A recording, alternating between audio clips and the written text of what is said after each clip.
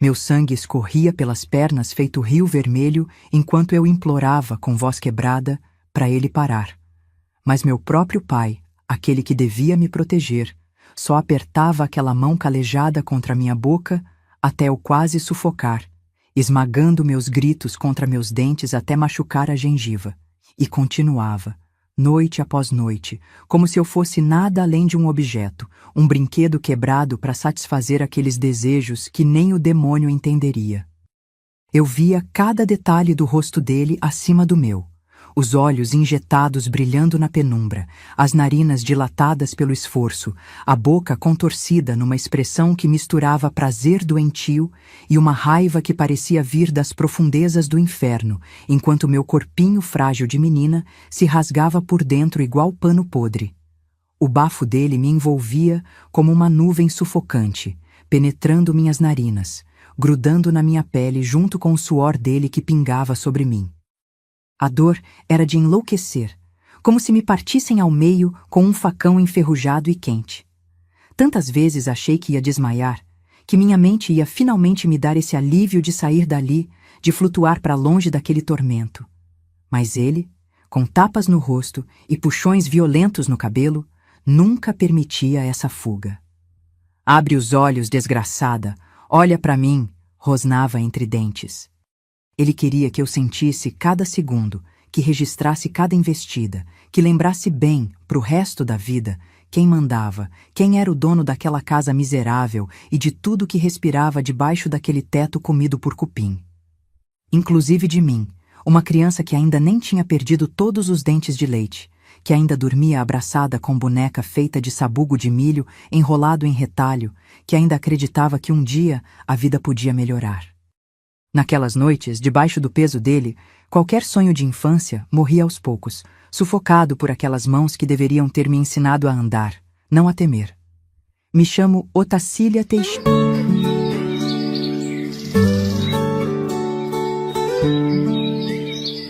Me chamo Otacília Teixeira. Já tô com 78 anos nas costas, viu? Tô aqui na minha casinha em Florianópolis, longe daquele inferno que vivia em Manaus. Olha só pra mim, uma velhinha toda torta, com esses cabelos ralos e brancos que nem pinto. Pra quê, né? Já sofri demais nessa vida pra me preocupar com vaidade. Tenho essas cicatrizezinhas aqui no queixo e na bochecha, marcas que ele deixou em mim. Minhas mãos, coitadas, todas deformadas pelo reumatismo que veio cedo demais. Médico disse que foi de tanto sofrer na umidade daquela palafita. Meus dedinhos parecem garrinhos de caranguejo, todos tortos e doloridos quando chove. E meus olhos? São pequenininhos, cor de jacarandá molhado, escuros que nem noite sem lua. O povo diz que eles guardam mais histórias do que minha boca já contou. E olha que essa boca já falou muito, viu? Ando assim, meio mancando, por causa de uma fratura no quadril que nunca colou direito. E minha voz? Tá ouvindo como é rouca? Parece que foi gasta de tanto gritar por socorro que nunca veio. Tô aqui sentada contando essa história dolorida enquanto você me escuta do outro lado dessa telinha. E você, hein? Me diz nos comentários qual é seu nome e de onde está me ouvindo. Às vezes penso que minhas palavras viajam para lugares que essa velha manauara nunca pisou e provavelmente nem vai. Mas só de saber que minha história tá chegando aí já dá um quentinho no coração. Quem sabe tem alguém precisando ouvir isso para tomar coragem. Tem cada história escondida por esse Brasilzão, cada sofrimento calado, cada dor engolida com farinha que a gente nem faz ideia. Minha casinha aqui é simples, mas para mim é um palácio. Dá para ver um pedacinho do mar lá da janela da cozinha. Quando o dia tá limpo, vejo até uns barquinhos pequenininhos no horizonte. Perto da janela tem meu cantinho verde, onde cultivo minhas ervas medicinais e temperos que trouxe lá de Manaus. A priprioca, a andiroba, alfavaca, manjericão, tudo adaptado para o clima daqui. O cheiro é uma mistura que só quem conhece a Amazônia sabe o que é. Forte, penetrante, te leva para dentro da mata, mesmo quando você tá longe dela. Tem uma mesinha de madeira antiga, toda marcada pelo tempo, onde preparo meus remédios. Cada risquinho nessa mesa conta uma história. Cada mancha tem um significado. E ali no canto tá meu armário mais precioso, entalhado com símbolos indígenas que minha avó dizia serem protetores. Dentro dele, guardo meu tesouro. Mas isso fica para depois, num momento certo. Nasci em 1946, numa casa de palafita à beira do Rio Negro, em Manaus. Era uma casa de madeira erguida sobre estacas para quando o rio enchia na cheia não alagar tudo. O barulho da água batendo nos esteios da casa era minha canção de ninar. E também meu terror, quando as tempestades faziam o rio ficar bravo. Meu pai, João Carlos Teixeira, era seringueiro. Passava meses na mata cortando seringa, extraindo borracha. Quando voltava, vinha cheio de cachaça no corpo e ódio na alma. Nunca entendi por que ele era tão brabo, tão ruim. A mata fazia isso com ele? Ou ele já era assim e a mata só piorava? Sei lá, já desisti de entender. O que sei é que quando ele voltava, a casa tremia. Não só de medo, mas das porradas que ele dava nas paredes, nos móveis, na minha mãe. A mãezinha, coitada. Karen Teixeira era uma sombra andando, não uma mulher. Magrinha, fraca, sempre doente da malária que pegou logo que casou. Vivia tomando remédio, umas beberagens amargas que deixavam ela dormindo por horas, toda zonza. Os olhos dela eram amarelados da doença, o corpo tremia direto. Enquanto ele sumia na mata por meses, era ela que tentava botar comida na mesa para mim e para os meus 2 irmãos mais velhos. Mas não tinha força para quase nada. De tanto ficar doente, ficou da cabeça fraca também. Às vezes esquecia que estava cozinhando e deixava a panela secar no fogo. Outras vezes chamava a gente pelo nome errado, ou falava com pessoas que não estavam ali. A malária comeu o juízo dela bem devagarzinho ao longo dos anos. Meus irmãos, o Joaquim e o Sebastião, eram bem mais velhos que eu. Quando me lembro deles, já eram quase rapazes. Não aguentaram aquela vida por muito tempo. O Joaquim foi o primeiro a ir embora. Numa manhã, simplesmente não estava mais lá. Deixou um bilhetinho torto dizendo que ia tentar a vida em Belém. Nunca mais tivemos notícia. O Sebastião aguentou mais um pouco, esperou fazer 16 anos. Numa das voltas do pai, depois de apanhar tanto que ficou com o olho roxo por um mês, ele também sumiu. Disse que ia procurar trabalho num barco que ia para o Suriname. Para mim, que tinha só 8 anos quando ele foi embora, foi como perder um pedaço de mim. Era ele que me defendia, que me dava um pedacinho de peixe escondido quando eu estava com fome, que me contava histórias para eu dormir. Depois que eles foram embora, fiquei só eu. Uma menininha esquelética, com os cabelos sempre embaraçados porque a mãe não tinha força para pentear, as roupas remendadas tantas vezes que era difícil dizer qual era o tecido original. Na nossa casa, a comida era pouca. Às vezes passava o dia inteiro só com um pouco de mingau de farinha. Eu ia para a escolinha quando dava, mas era difícil prestar atenção na aula com a barriga roncando. Aprendi a ler mal e mal, a escrever pior ainda. Mas aprendi a me virar, a catar frutas caídas, a pescar lambaris pequenininhos com uma varinha improvisada, a fazer armadilha para pegar passarinho. Tudo escondido do pai, claro. Se ele soubesse que eu estava desperdiçando tempo com essas coisas em vez de ajudar em casa, a surra vinha na certa. O que não faltava naquela casa era medo. Medo do rio na cheia, medo de dormir com fome, medo das febres que vinham e iam, medo dos bichos que entravam pelos buracos do assoalho. Mas o maior medo, o que me fazia tremer as pernas até eu adulta, era o medo dele. Do barulho dos passos pesados quando ele voltava da mata, do cheiro de cachaça e suor azedo que enchia a casa, da voz grossa gritando por qualquer coisinha. Nos dias bons, ele só gritava e quebrava as coisas. Nos dias ruins, batia na mamãe até ela desmaiar. E em mim. Naquela época, ele ainda só me olhava torto, me beliscava de vez em quando, me puxava pelo cabelo se eu demorasse para atender um chamado. Eu achava que aquilo já era ruim. Mal sabia o que estava por vir. Eu ainda tenho comigo, sabia? O ralador de madeira e dentes de pirarucu, que era da minha avó materna. Um curupira pequenininho assim, do tamanho da palma da mão. toda feita à mão, os dentes do peixe cravados na madeira com uma precisão que hoje em dia não se vê mais. Minha avó usava para ralar mandioca, macaxeira, batata. Quando ela morreu, antes de eu nascer, minha mãe guardou como lembrança. Foi a única coisa que minha mãe me deu de valor, no dia que eu fiz 9 anos. Toma, Otacília, cuide bem. Era da tua avó e agora é tua. Foi o último presente que ganhei dela antes que ela ficasse completamente mergulhada na doença e nos remédios. Esse ralador virou meu amuleto, meu companheiro. Levava ele comigo por onde ia, escondido no bolso do vestido rasgado. Conversava com ele quando estava sozinha, imaginando que minha avó, que nunca conheci, estava me ouvindo através dele. E depois, bem depois, esse ralador serviu para outro propósito, um bem diferente do que minha avó imaginaria. Foi num setembro de 1955. Nunca esqueço, porque era a época das flores de jambo, que caíam feito neve rosada no quintal. Eu tinha acabado de fazer 9 anos e estava brincando com uma bonequinha de palha que tinha feito escondida. Ouvi o barulho do motor do barco chegando. Era ele, voltando depois de 3 meses na mata, o maior tempo que já tinha ficado fora.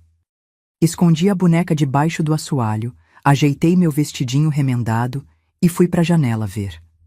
O homem que desceu do barco não parecia o meu pai. Tava mais magro, mais sujo, mais cabeludo que o normal. A barba cobria quase todo o rosto, só dava para ver os olhos injetados e a cicatriz no lábio, que ele ganhou numa briga de bar anos antes.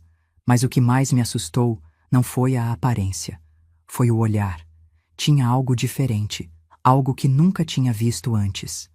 Ele olhou para casa, olhou para o rio, depois olhou para mim na janela. E sorriu. Não era um sorriso bom. Era um sorriso que fez meu coração gelinhado. Entrou em casa batendo a porta, gritando por comida, por cachaça, pela minha mãe. Ela estava no quarto, dormindo depois de tomar os remédios da malária. Tinha tido uma crise forte na noite anterior. Tremeu tanto que achei que ia morrer. Quando eu disse que ela estava descansando, ele rosnou como um animal. Pura moleza essa mulher. Não serve para nada. Foi até o quarto e tentou acordar ela, sacudindo com força. Mas ela estava tão dopada pelos remédios que mal abriu os olhos. Deixa ela, pai. Tá doentinha, eu implorei, puxando o braço dele. Foi a primeira vez que ele me olhou daquele jeito, como se estivesse me vendo de verdade pela primeira vez. Os olhos dele percorreram meu corpo magrelo de menina, parando em lugares que me fizeram sentir suja só de ser olhada. Tu já tá ficando uma mocinha, hein, Otacília? Ele disse, largando minha mãe na cama como um saco de farinha. Logo vai servir para alguma coisa nessa casa. Não entendi na hora o que ele quis dizer. Só sei que passou o resto do dia bebendo, cada vez mais brabo, cada vez mais esquisito. À noite, foi dormir no quarto com minha mãe, que continuava praticamente desacordada. Achei que estava tudo bem, que ele tinha esquecido aquele olhar estranho. Me enrolei na minha esteira no cantinho da sala, abraçada com meu ralador de madeira, e tentei dormir. O rio estava calmo naquela noite, quase não fazia barulho. Dava para ouvir os sapos cantando lá fora, as cigarras fazendo aquele chiado. Tava quase pegando no sono quando a porta do quarto abriu. Ele veio até minha esteira, cambaleando de tanta cachaça. Tinha tirado a camisa, só tava de calça. O peito dele era peludo, suado, cheirando a cachaça e fumo de corda. Se abaixou perto de mim e passou a mão no meu cabelo. Fechei os olhos com força, fingindo que estava dormindo, mas não adiantou. Sei que tu tá acordada, menina, ele disse no meu ouvido, o bafo quente e azedo fazendo meu estômago revirar. Vem com o pai, ele tá precisando de um carinhozinho e tua mãe não serve nem para isso mais. Me pegou pelo braço com tanta força que deixou marcas roxas, me arrastou até o quarto dele. Olhei desesperada para minha mãe deitada na cama, querendo que ela acordasse, que ela me salvasse, mas ela nem se mexeu. O que aconteceu depois? Ai, meu Deus! Ainda dói contar, ainda dói lembrar. Ele me jogou na cama como se eu fosse um trapo, arrancou meu vestidinho velho com tanta força que rasgou inteiro. Tapou minha boca com aquela mão calejada, áspera, cheia de cicatrizes da seringa. Se gritar, te mato, ele disse, e eu acreditei. Os olhos dele não eram mais de gente, eram de bicho. De demônio. O que ele fez comigo naquela noite? Nenhuma criança devia passar por aquilo. A dor foi tanta, tão grande, tão insuportável que achei que ia morrer ali mesmo. Sangrei tanto que manchei o colchão todo. Chorei até não ter mais lágrimas. Implorei, rezei, prometi ser boazinha. Nada adiantou. Quando terminou, jogou meu vestido rasgado para mim e disse: limpa essa sujeira e fica quietinha.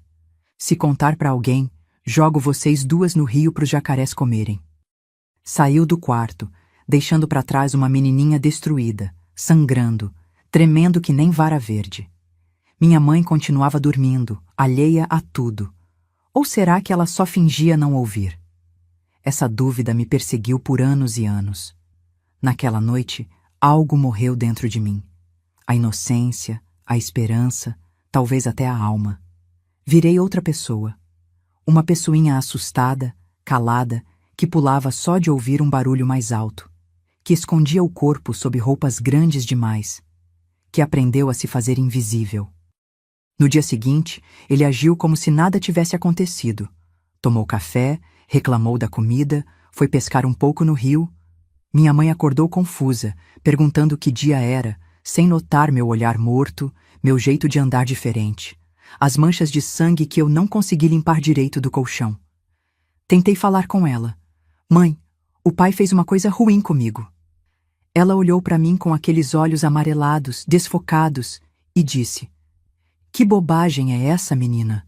Teu pai é homem direito. Se ele te deu umas palmadas, é porque tu mereceu. E voltou a tomar seus remédios, a mergulhar naquele mundo distante onde ela se escondia da realidade. Naquela semana, ele voltou pro quarto 3 vezes, depois 4. Logo virou rotina. Toda vez que a mãe estava dopada pelos remédios ou fingindo não ver, ele vinha. Me machucava, me usava, me destruía um pouquinho mais. A cada visita, eu morria um pouco. Parei de chorar, de gritar. Percebi que não adiantava. Ninguém ia me salvar. Ninguém queria ver. Tinha apenas 9 anos, mas já tinha perdido tudo o que uma pessoa pode perder. E assim começou meu inferno. Um inferno que duraria mais 15 anos. 15 anos de abuso, de dor, de silêncio. 15 anos onde cada dia era uma batalha para não me matar, para não enlouquecer, para encontrar uma força que eu nem sabia que tinha dentro de mim. Uma força que, um dia, me permitiria não só sobreviver, mas me vingar. Vingar daquele homem que roubou minha infância, minha inocência, minha possibilidade de ser uma pessoa normal. Um homem que eu chamava de pai, mas que era meu pior pesadelo. Mas espera lá, antes de contar como me vinguei, preciso explicar como foi aquele inferno dia após dia. Os abusos que começaram naquela noite terrível não pararam nunca mais. Viraram uma rotina que durou 15 anos. 15 anos. Tu já pensou nisso? Cada noite eu tremia na minha esteira, rezando para ele não vir. Mas ele sempre vinha. Primeiro era só quando minha mãe estava dopada nos remédios. Depois, nem isso importava mais. Era quase toda noite, ou quando dava vontade nele. Às vezes ele chegava de madrugada, bêbado, me arrancava da esteira e me levava para o quarto. Outras vezes era de manhã cedo, antes de sair para o trabalho, quando conseguia algum. Todo momento era momento de horror. Ele fazia isso com tanta naturalidade que parecia que era normal. Como se toda a casa tivesse um pai que usava a filha daquele jeito. Tu é minha, ele dizia, com aquele bafo de cachaça queimando minha pele. Eu fiz tu, eu sustento tu, eu faço o que quero. E quando eu chorava, a mão pesada dele vinha com força na minha cara. Para de choramingar ou te dou motivo de verdade para chorar. Meu corpo vivia cheio de marcas, dedos roxos nos braços, mordidas nos ombros, manchas nas coxas. Aprendi a usar roupas compridas mesmo no calor infernal de Manaus só para esconder. As ameaças eram constantes como a chuva na Amazônia. Se tu contar para alguém, eu mato vocês duas, ele dizia. Quem vai querer uma menina suja como tu? Ninguém. Tu não vale nada, só serve para isso mesmo. Mas a pior ameaça, a que me gelava o sangue era: se eu for embora, vocês morrem de fome em uma semana. E isso era verdade. Sem ele, não tinha dinheiro nenhum, não tinha comida, não tinha remédio para a mãe. Nós éramos prisioneiras dele, dependentes daquelas mãos que machucavam, mas também traziam o pão. Tentei contar para minha mãe várias vezes. Mãezinha, o pai tá fazendo coisa ruim comigo, eu dizia. No começo, quando a malária ainda deixava ela um pouco lúcida entre uma crise e outra, ela só balançava a cabeça. Tu tá inventando história, menina. Teu pai não faria isso. É pecado falar assim. Outras vezes ela dizia: se ele faz alguma coisa é porque tu provoca. Fica se mostrando. E a frase que mais me destruía: se eu falar alguma coisa, ele vai embora e a gente vai morrer de fome. Tu quer isso? Com o tempo, nem me dava ao trabalho de contar mais. Ela não queria ver, não queria saber. Preferia viver naquele mundo de fantasia onde o marido era bom e a filha estava bem. O pior era a dor. Nossa, a dor. Não só na hora, que já era um tormento, mas depois também. Eu sangrava por dias, tinha infecções direto, febre alta, dor ao fazer xixi, corrimentos estranhos. Sem tratamento, sem remédio, sem ajuda. Uma vez fiquei tão mal que achei que ia morrer. Febre tão alta que comecei a delirar, a ver coisas na parede, o corpo queimando por dentro. Ele ficou assustado, achou que tinha exagerado. Foi a única vez que trouxe um remédio, uns comprimidos brancos que conseguiu não sei onde. Toma isso e para de frescura, ordenou. Tomei e melhorei um pouco, mas nunca fiquei boa de verdade depois disso. Sempre senti dores, sempre tive problemas que nenhuma menina ou mulher deveria ter. Quando fiz 14 anos, aconteceu o que eu mais temia. Minha menstruação, que já era irregular por causa dos abusos e da má alimentação, parou de vir. Minha barriga começou a inchar, meus peitos ficaram doloridos, escondi o máximo que pude, usava roupas largas, faixas apertadas na barriga. Mas ele percebeu.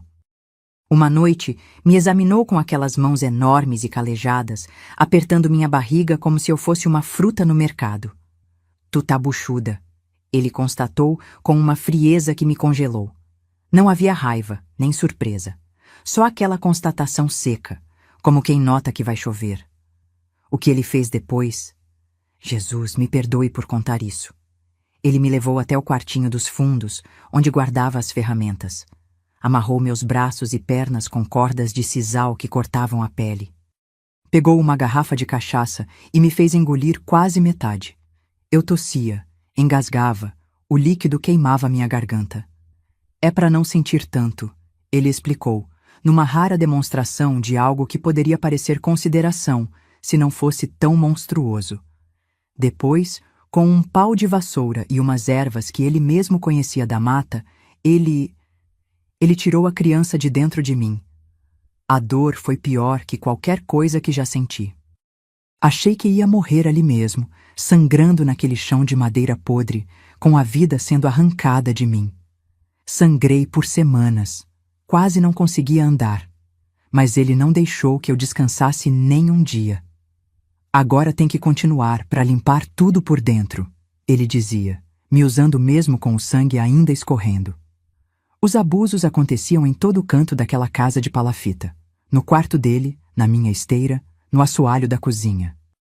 Teve vezes que foi no banheiro improvisado que ficava fora da casa, um cubículo de madeira suspensa sobre o rio, onde os dejetos caíam direto na água. Foi lá que ele me pegou uma vez, de surpresa, empurrando meu rosto contra a parede enquanto fazia o que queria. Eu olhava para o rio, entre as frestas da madeira, vendo os peixes passando lá embaixo, e desejava estar no lugar deles. Livre, nadando para longe dali.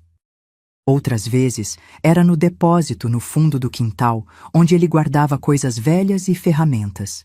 Um lugar abafado, cheio de baratas e aranhas. Ninguém ouvia meus gritos lá. Uma vez foi até no telhado da casa, onde eu tinha subido para arrumar uma telha que voou na tempestade. Ele subiu atrás de mim, me prendeu contra as ripas de madeira e fez o que quis enquanto o sol castigava minhas costas e as telhas quentes queimavam minha pele. Não tinha lugar seguro naquela casa. Nenhum canto onde eu pudesse me esconder, me proteger. O João Carlos Teixeira, meu pai, era um homem que metia medo só de olhar. Alto, meio encurvado de tanto trabalhar, curvado nas seringueiras. As mãos dele eram a coisa que mais me apavorava. Enormes, escuras, calejadas, com unhas grossas e amareladas. Mãos que podiam quebrar um galho grosso sem esforço. Mãos que me quebravam um pouco a cada toque. Ele cheirava sempre a uma mistura de borracha e aguardente, um cheiro que até hoje me dá ânsia só de lembrar. Tinha uma cicatriz feia que cortava o lábio superior, resultado de uma briga de faca num bar quando eu era bebê. Mas o pior eram os olhos, vazios, sem luz, como poços sem fundo. Nunca tinham alegria, nem raiva de verdade.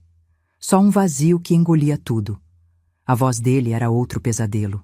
Grossa, áspera como lixa, que parecia arranhar o ar quando falava. Gritava por qualquer coisa. A comida fria, uma mosca na sopa, um barulho que eu fizesse enquanto ele tentava dormir. E quando não gritava, falava naquele tom baixo e ameaçador que era ainda pior. Vem cá, Otacília, ele chamava, naquela voz mansinha que significava que a noite seria das piores. Eu tremia só de ouvir meu nome na boca dele. Minha mãe, a Karen, era o oposto. Tão pequena, tão fraca, tão ausente. Magra de dar pena, dava para contar todas as costelas. Os cabelos sem vida, sempre oleosos e sem brilho, caíam pelo rosto pálido como cortinas sujas. Os olhos amarelados pela malária crônica nunca focavam direito. Sempre pareciam olhar para um ponto além de você. Falava numa voz sussurrada, como se tivesse medo que as próprias palavras pudessem bater nela de volta. O corpo dela tremia o tempo todo, um tremor fino que vinha da doença, do medo, da fraqueza. As mãos dela eram pequenas e ossudas, sempre inquietas, sempre se torcendo uma na outra como se estivesse numa oração permanente. Talvez estivesse mesmo, rezando para sobreviver mais um dia naquele inferno. Com o tempo, depois de muitos tratamentos, a malária ficou controlada. Ela já não tinha as febres altas, nem os delírios. Mas o medo ficou. O medo dele, o medo de ser abandonada, o medo da fome. Esse medo fazia ela fechar os olhos para tudo o que acontecia debaixo daquele teto. Quando fiz 16 anos, tive a maior coragem da minha vida até então. Era a época de cheia grande no Rio Negro. A água tinha subido tanto que chegava quase no assoalho da casa, mesmo ela sendo palafita alta. Muitas famílias tinham evacuado, indo para abrigos na parte alta da cidade. Meu pai estava trabalhando num serviço temporário no porto, ajudando a carregar e descarregar barcos que chegavam com suprimentos. Saía antes do sol nascer e só voltava tarde da noite. Minha mãe, que nessa época já estava melhor da malária, mas ainda tomava alguns remédios, tinha ido visitar uma comadre que morava 2 palafitas adiante. Era minha chance. Peguei o pouco que tinha, 2 mudas de roupa, meu ralador de madeira e dentes de pirarucu, e uns trocados que tinha conseguido esconder ao longo de meses, vendendo cocadas na porta da escola. Coloquei tudo num saco de estopa e saí. A água estava na altura dos joelhos nas partes mais baixas da comunidade. Andei com dificuldade, o coração batendo tão forte que parecia que ia sair pela boca. Tinha um plano: chegar até o porto, encontrar um barco que fosse para Santarém ou Belém e me esconder nele. Trabalharia em qualquer coisa quando chegasse lá, lavando roupa, cozinhando, limpando casa. Qualquer coisa seria melhor que aquela vida. Mas não cheguei nem na metade do caminho. Ele me viu. Estava voltando mais cedo do trabalho por causa da chuva forte que tinha começado. Me viu andando apressada pela água, com o saco de estopa na cabeça. Não precisou nem pensar muito para entender o que eu estava fazendo. Veio por trás de mim, silencioso como uma onça, e me agarrou pelos cabelos com tanta força que arrancou tufos inteiros. "Para onde tu pensa que vai, sua desgraçada?" Ele berrou, me arrastando de volta pela água, pelos cabelos. As pessoas viram. Os vizinhos nas suas palafitas, as mulheres nas janelas, os homens parados nas portas. Todos viram ele me arrastando, me batendo, me xingando das piores coisas. Eu gritava por socorro, implorava, chorava. Ninguém fez nada, ninguém moveu um dedo. Alguns até viraram o rosto, fingindo que não estavam vendo. Outros olhavam com uma espécie de pena distante, mas ninguém interferia. Problema de família, diziam depois. Não se mete em briga de marido e mulher, como se eu fosse a esposa dele, não a filha. Como se fosse normal um pai tratar uma filha daquele jeito. Ele me arrastou de volta para casa, me jogou no chão na frente da minha mãe, que já tinha voltado e esperava apavorada na porta. Olha o que tua filha estava fazendo, fugindo como uma vagabunda, depois de tudo que faço por vocês. E começou a me bater. Não com a mão, não com o cinto, com um pedaço de remo quebrado que estava encostado na parede. Bateu nas minhas costas, nas pernas, na cabeça. Eu só me encolhia, tentando proteger o rosto, rezando para desmaiar logo e não sentir mais nada. Minha mãe chorava baixinho no canto, mas não fez nada para impedir. Quando ele finalmente cansou, eu estava semiconsciente, sangrando por vários cortes. Agora tu vai aprender, ele disse, me pegando pelos braços e me arrastando para fora. Nos fundos da casa tinha um pequeno depósito, quase um armário grande, onde ele guardava ferramentas e apetrechos de pesca. Me jogou lá dentro, trancou a porta por fora com um cadeado.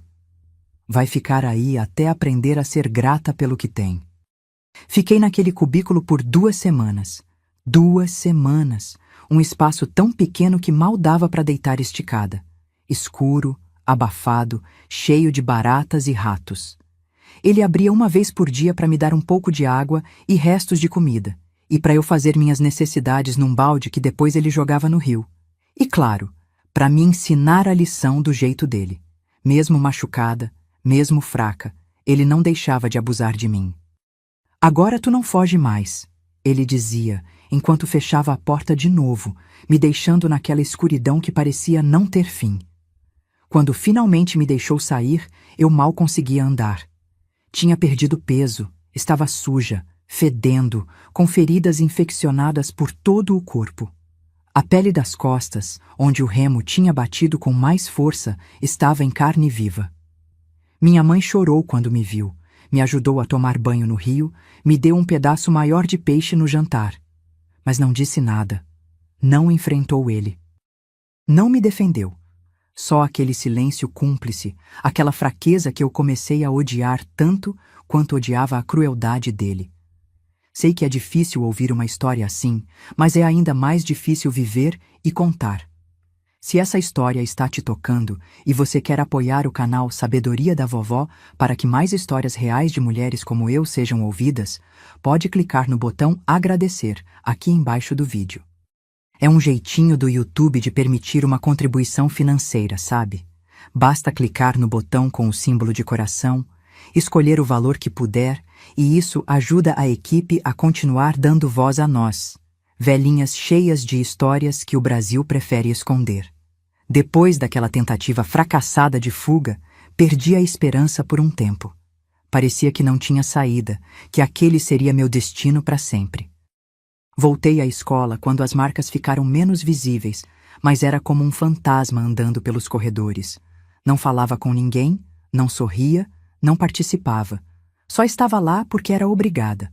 Foi quando a professora Berenice notou que algo estava errado. Era uma moça nova na cidade, vinda do sul para dar aulas em Manaus. Tinha olhos bondosos e um jeito gentil de falar. Um dia, depois da aula, ela me chamou para conversar. Ô Tacília, tem algo te incomodando? Você pode me contar, sabe? Foi a primeira vez em anos que alguém perguntou como eu estava de verdade, querendo ouvir a resposta. Chorei tanto que não conseguia falar. Ela esperou, paciente, me ofereceu água, um lenço limpo. Quando consegui me acalmar um pouco, contei parte da verdade. Não tudo. Tinha vergonha, tinha medo. Mas falei que meu pai me batia, que minha mãe não me protegia, que vivia com medo em casa. A professora Berenice ficou horrorizada. Prometeu me ajudar, disse que ia falar com as autoridades, que aquilo não podia continuar.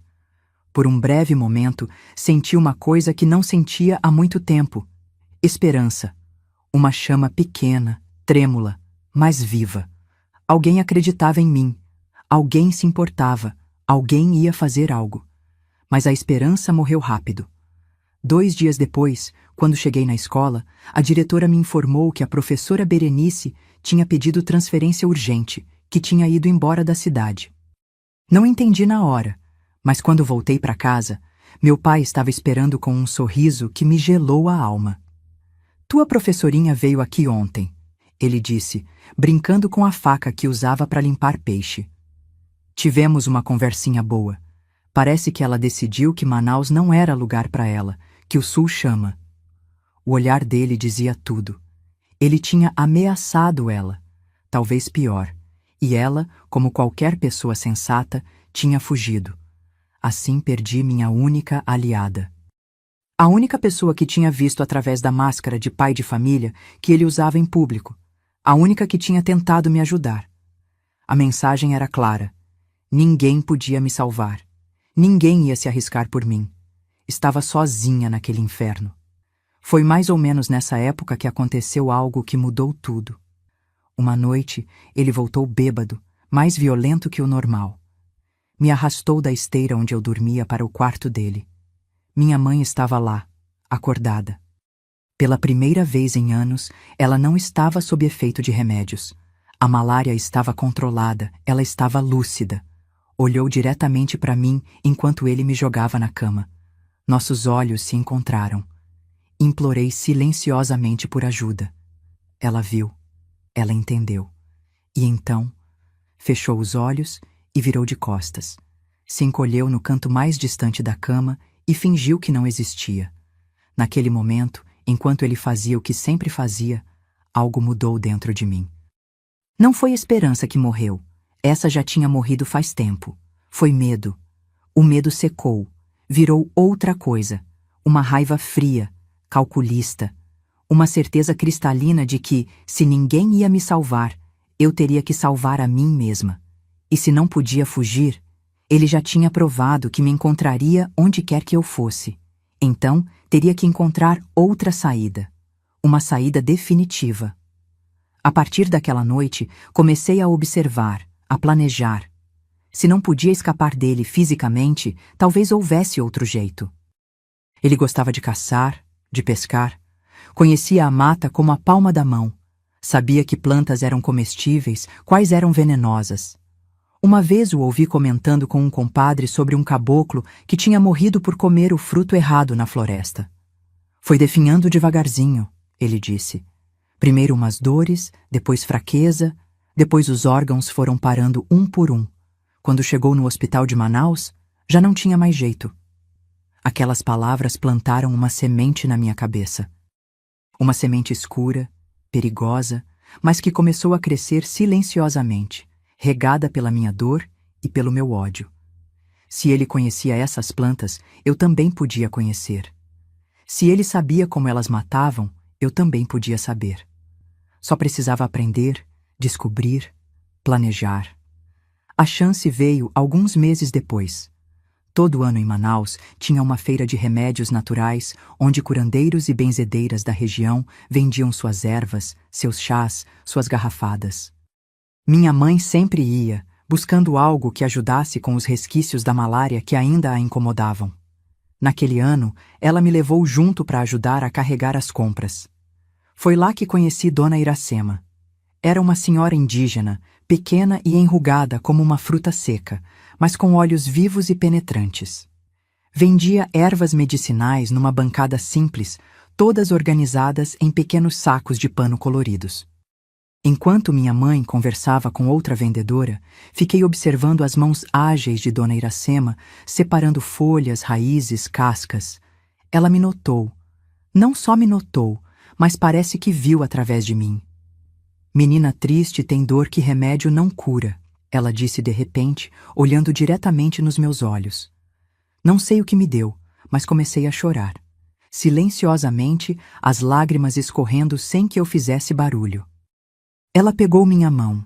Suas mãos eram secas e quentes como folhas ao sol, e olhou fundo nos meus olhos. Tem coisa ruim acontecendo com você. Coisa que não devia acontecer com criança. Foi como se ela tivesse lido minha alma. Como se tivesse visto todos os horrores que eu vivia. Não precisei dizer nada. Ela sabia. Vi nos olhos dela o mesmo reconhecimento que tinha visto nos da professora Berenice. Mas havia algo diferente também. Uma dureza, uma determinação. Essa mulher não fugiria com medo. Essa mulher conhecia a dor, conhecia a injustiça e conhecia formas de lutar contra elas. Volta amanhã sozinha, ela sussurrou, colocando discretamente um saquinho na minha mão. Diz que está procurando remédio para a dor de barriga da tua mãe. O saquinho continha uma erva seca que eu não reconheci, com um cheiro forte e amargo. Escondi no bolso do vestido, o coração acelerado. Era perigoso. Se meu pai descobrisse, me mataria na hora. Mas também era a primeira vez em anos que alguém me oferecia não só compaixão, mas talvez um caminho para fora daquele inferno. No dia seguinte, inventei uma desculpa e voltei à feira. Dona Iracema estava lá, como se estivesse me esperando. Me levou para os fundos da banca, onde tinha uma pequena tenda coberta com palha. Lá dentro, longe dos olhares curiosos, ela pegou minhas mãos nas dela. Sei o que acontece com você, ela disse sem rodeios. Vejo nas tuas mãos, no teu andar, nos teus olhos. O homem que devia te proteger te machuca do pior jeito. Comecei a tremer. Nunca tinha dito aquilo em voz alta para ninguém. Nunca tinha admitido completamente a verdade, nem para mim mesma. Mas ela continuou. Não precisa ter vergonha, filha. A vergonha não é tua, é dele, e da mulher que permite. Então ela me abraçou, o primeiro abraço sincero que recebia em anos, e deixou que eu chorasse todo o choro acumulado, todo o desespero, toda a dor. Quando me acalmei, ela se afastou e me olhou com seriedade. Posso te ensinar a parar com isso. Não é o jeito dos brancos, com sua justiça que só serve para os ricos. É o jeito antigo, o jeito da floresta. A floresta sabe punir quem faz o mal. O coração quase saiu pela boca. Era exatamente o que eu tinha começado a pensar, a planejar nas noites insones. Como se ela tivesse ouvido meus pensamentos mais secretos. Tem uma planta, ela explicou, baixando ainda mais a voz. Nós chamamos de timbó manso. Os antigos usavam para pescar, jogavam na água e atordoava os peixes. Mas também serve para outra coisa. Se preparado do jeito certo e dado em pequenas doses, por muito tempo, ele faz o corpo adoecer devagar. Primeiro dores, depois fraqueza, depois os órgãos vão parando. Parece doença natural. Ninguém desconfia. Me mostrou um saquinho com raízes secas, finas como fios de cabelo, de um vermelho escuro. Isso aqui é o começo. Vou te ensinar como preparar, como usar. Vem me ver uma vez por semana, diz que está comprando remédio para tua mãe. Vou te ensinar tudo o que precisa saber. Assim começou o meu aprendizado secreto. A cada semana, inventava uma desculpa e ia encontrar Dona Iracema. Ela me ensinou não só sobre o timbó manso, mas sobre outras plantas também. Quais colher na lua crescente, quais na minguante. Como secar, como guardar, como preparar. Como administrar em pequenas doses, imperceptíveis no gosto, mas que se acumulavam no corpo ao longo do tempo. Como observar os sinais de que estava funcionando, como ajustar as doses conforme necessário. Isso não é para qualquer um, ela me advertiu. É conhecimento perigoso. Só te ensino porque sei que é tua única saída. Tuas mãos não são mãos de matar, são mãos de curar. Mas às vezes, a maior cura é remover o que causa a doença. Voltei para casa naquele dia com o coração mais leve do que em anos. Tinha um plano, tinha conhecimento, tinha uma aliada e pela primeira vez tinha poder. Um poder secreto, perigoso, que ninguém suspeitaria que uma menina como eu pudesse ter. O poder de vida e morte. O poder de fazer justiça onde a justiça dos homens tinha falhado. Escondi as primeiras raízes de timbó manso no compartimento secreto do meu ralador de madeira e dentes de pirarucu. O mesmo ralador que minha avó usava para preparar alimentos, eu usaria para preparar outra coisa. Comecei a coletar outras ervas também, discretamente, no caminho da escola, na beira do rio. Estudei os hábitos dele, o que comia, o que bebia, quando estava mais vulnerável. Agora tinha um objetivo, um propósito que ia além da mera sobrevivência. Cada abuso, cada machucado, cada humilhação eu guardava no coração como combustível para o que estava por vir. Um dia, eu pensava, enquanto ele fazia o que queria com meu corpo. Um dia você vai pagar por tudo isso. E ninguém, nem Deus, vai te salvar. Começo meu plano, mexendo e remexendo aquelas raízes de timbó manso que a dona Iracema me deu. Mas não era só pegar a planta e dar para ele, não. Tinha todo um preparo, uma ciência nisso. Logo percebi que precisava de mais ervas, mais variedades. Não dava para ficar dependendo só das que a dona Iracema me dava nas nossas reuniões semanais. Comecei então a fazer saídas noturnas para coletar o que precisava. Esperava todos dormirem, ele roncando alto depois da cachaça de todo dia, minha mãe apagada nos remédios dela, e saía silenciosa como uma sombra. Conhecia bem as redondezas da nossa palafita. Mesmo no escuro, sabia onde pisar, onde tinha tábua solta, onde o assoalho rangia. Descia com cuidado a escadinha de madeira que levava da casa até a área seca quando a maré estava baixa. Levava uma sacolinha de pano escondida nas roupas, um canivete pequeno que tinha roubado do depósito dele e meu conhecimento fresco do que procurar. A dona Iracema me ensinou a reconhecer as plantas pelo tato, pelo cheiro, até pelo som que faziam quando a gente balançava elas. Isso era precioso na escuridão, quando não dava para ver direito.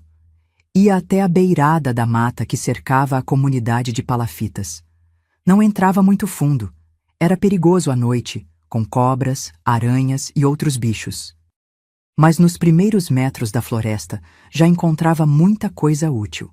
Timbó de várias espécies crescia abundante perto da água. Também colhia japana, urtiga branca, cipó amargo, tajá de cobra, cada planta com sua função, cada uma fazendo sua parte no plano. Voltava antes do amanhecer, as mãos sujas de terra, os pés molhados, mas o coração mais leve. Estava fazendo algo, finalmente estava agindo contra aquele inferno. O ralador da minha avó virou minha ferramenta mais preciosa. Era pequeno, feito à mão, com dentes de pirarucu incrustados na madeira dura, de forma que ralava qualquer coisa com eficiência. Durante o dia, eu o usava normalmente, ralando temperos para a comida, mandioca para fazer farinha. Mas à noite, quando todos dormiam, ele servia para outro propósito. Ralava as raízes venenosas até virarem uma pasta fina, as cascas amargas até se transformarem em pó, as folhas até soltarem seu suco potente. Trabalhava dentro de um mosquiteiro velho, para que o pó e o cheiro não se espalhassem pela casa. Tinha medo que ele acordasse, sentisse o cheiro forte e descobrisse tudo. Cada movimento era calculado, cada gesto pensado com cuidado. Terminado o trabalho, limpava tudo meticulosamente, lavava o ralador várias vezes no rio, esfregava com limão para tirar qualquer cheiro, secava bem. Não podia deixar nenhum vestígio. O veneno pronto, eu guardava num esconderijo que fiz debaixo de uma tábua solta do assoalho, perto da minha esteira. Tinha descoberto aquele buraco por acaso, perseguindo um rato que andava roubando nossos farelos de farinha. Ampliado com cuidado usando o canivete, forrei com folhas secas para ficar bem escondido e protegido da umidade. Ali guardava meus remédios em pequenos embrulhos de folha de bananeira, cada um rotulado na minha cabeça para saber qual era qual. Era o meu segredo, meu tesouro, minha salvação. Dar o veneno para ele foi mais fácil do que eu imaginava. Meu pai bebia cachaça todo santo dia. Era seu ritual sagrado. Chegava do trabalho, quando tinha trabalho, ou da pescaria, ou da mata, e ia direto para o seu copo. Não era daqueles que bebia no bar com os amigos. Não, O João Carlos gostava de beber sozinho, no banco da varanda, olhando para o rio. 1, 2, 3 copos, às vezes a garrafa inteira, dependendo do humor e do dia. A cachaça era perfeita para o meu plano. Forte, amarga, disfarçava qualquer gosto estranho que o veneno pudesse ter. E ele nunca desconfiaria de nada errado na bebida. Se sentisse algo diferente, culparia a qualidade da cachaça, nunca pensaria que alguém estaria envenenando ele. Quem teria coragem? Quem ousaria? Especialmente aquela menininha magricela, aquela filha que ele tratava como lixo e usava como queria. Comecei com doses mínimas, quase nada. Uma pitadinha de pó de timbó manso, ralado bem fino, misturado na garrafa. Tão pouco que nem senti diferença no cheiro ou na cor. Era um teste. Queria ver se ele notaria algo, se haveria alguma reação imediata. Na primeira semana, nada aconteceu. Ele bebia como sempre, maltratava como sempre, abusava como sempre. Aumentei um pouquinho a dose. Não muito, só um pouco. A dona Iracema tinha me avisado. Devagar, menina, muito devagar. A paciência é a arma mais poderosa que temos. Com o tempo, fui refinando o processo. Aprendi que plantas diferentes funcionavam melhor em fases diferentes do envenenamento. No começo, o timbó manso era ideal, praticamente sem sabor, agia lentamente nos rins, no fígado. Depois, quando ele já estava enfraquecido, a japana ajudava a intensificar os sintomas de fraqueza. Quando a saúde dele já estava bem comprometida, o cipó amargo acelerava o processo sem levantar suspeitas. Era como uma dança, uma receita complicada que eu ia ajustando conforme via os resultados. A preparação virou quase um ritual religioso para mim. Sempre à luz de velas, não podia arriscar acender a lamparina a querosene e chamar atenção. A luz amarelada e tremeluzente dava um ar sagrado àquele trabalho. Eu sussurrava orações enquanto ralava as ervas. Não as orações da igreja que quase nunca frequentávamos, mas orações antigas que a dona Iracema tinha me ensinado. Preces para os espíritos da floresta, para os antepassados, para as forças que regem a vida e a morte. Que essa planta faça justiça onde os homens não fizeram, eu murmurava. Que essa raiz vingue as lágrimas que derramei. Que essas folhas tragam paz onde só houve dor. Era quase como se eu entrasse em transe nesses momentos. Como se fosse mais que eu mesma.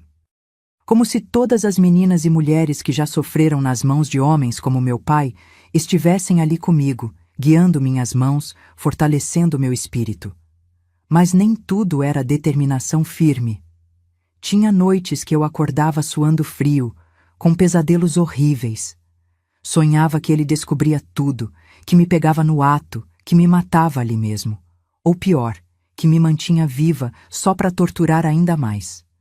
Outras vezes sonhava que o veneno agia rápido demais, que ele caía morto na frente de todos, que a polícia vinha, descobria o que eu tinha feito, me levava presa.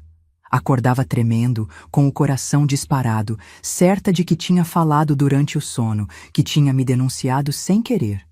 Tinha também os momentos de dúvida moral. Afinal, eu estava planejando matar uma pessoa, meu próprio pai.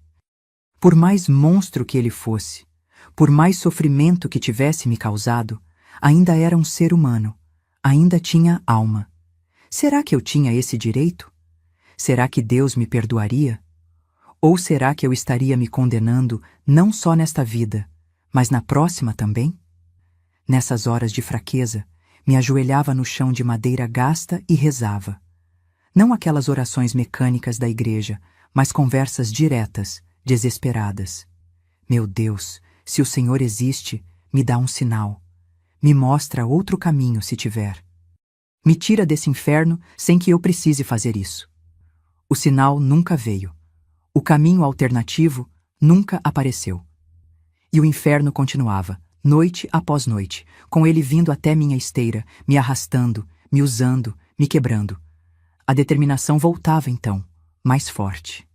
Se Deus não faz nada, eu faço, eu decidia, enxugando as lágrimas. Se a justiça dos homens não me alcança, faço minha própria justiça. E voltava ao meu plano, agora com mais força, com mais certeza. Não era mais só sobrevivência, era vingança, era justiça, era equilíbrio sendo restaurado num mundo que tinha me desequilibrado desde tão cedo. Aposto que você aí que tá me ouvindo nem vai ter coragem de apertar aquele botãozinho de curtir depois do que tô contando. Só os de coração forte conseguem ir até o final desta história e ainda dar um like. Será que você é corajoso o suficiente ou vai sair correndo dessa verdade cruel que tive que viver? Depois de uns 3 meses dando o veneno regularmente, comecei a notar mudanças nele. Pequenas no começo, quase imperceptíveis.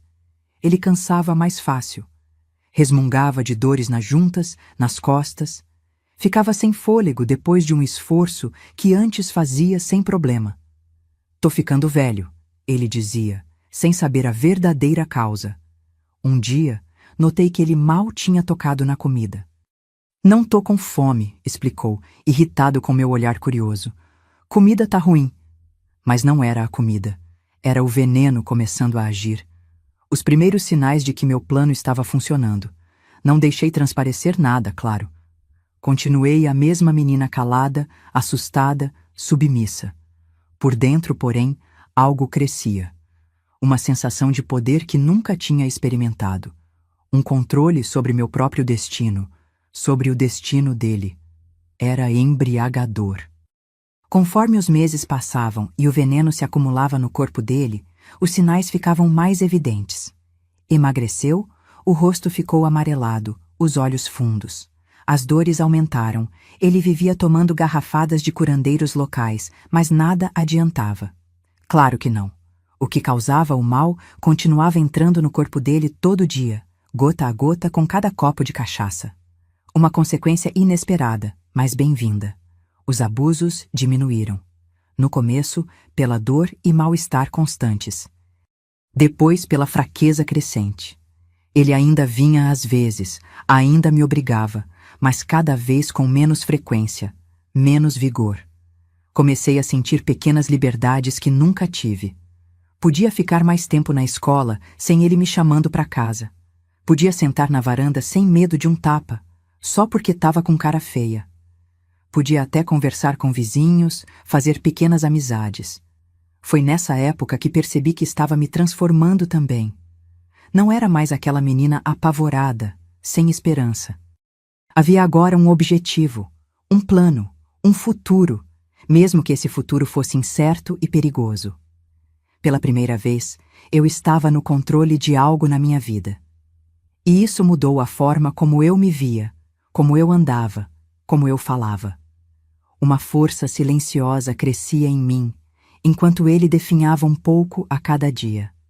Mas nem tudo correu como planejado. Uma complicação que não esperava foi a reação da minha mãe. Conforme ele adoecia, ela começou a cuidar dele com uma dedicação que nunca tinha mostrado por mim.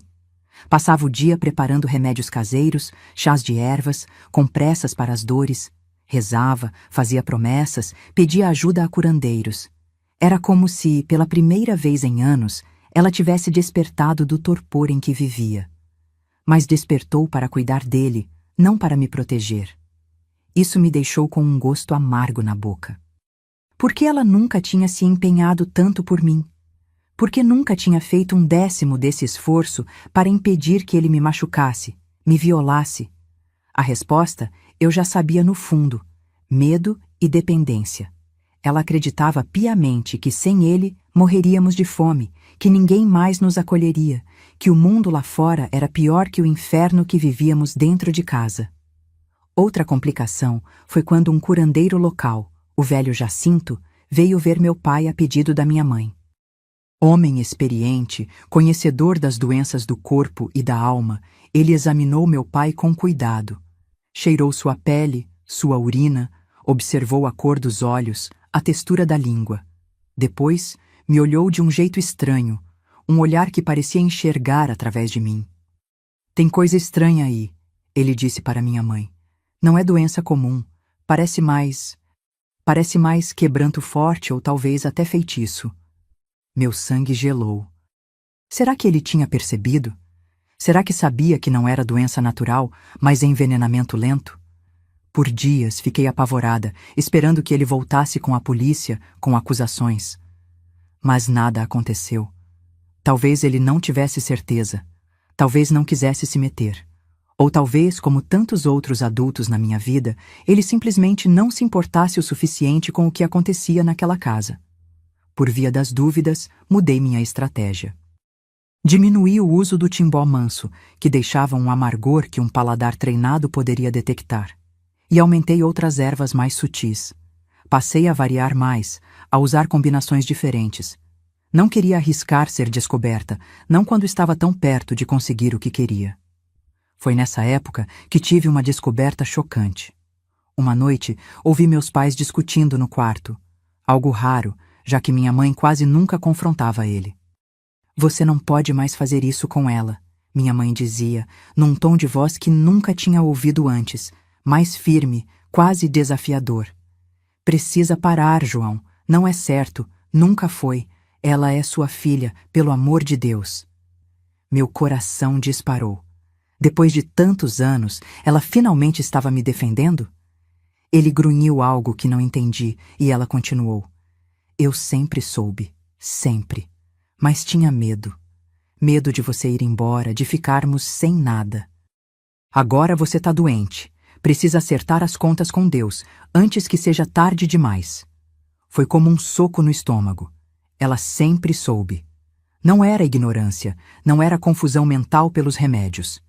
Era escolha deliberada ignorar, fingir que não via, me deixar ser destruída noite após noite para manter aquele homem em casa.